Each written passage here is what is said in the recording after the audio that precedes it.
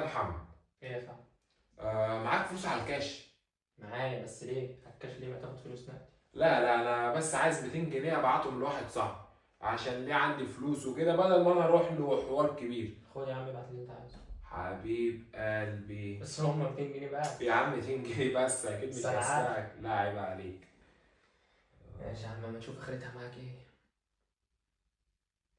حبيبي. ايه ده؟ 5000 جنيه؟ ده طلع الكلام بجد. لما رن على الواد احمد وهو جه. ايه يا دي احمد؟ شفت ال 200 جنيه اللي انا بعتها لك الصبح حولتها لي على اللعبه؟ كسبت 5000 جنيه في لعبه الصاروخ. اه والله العظيم زي ما بقول لك.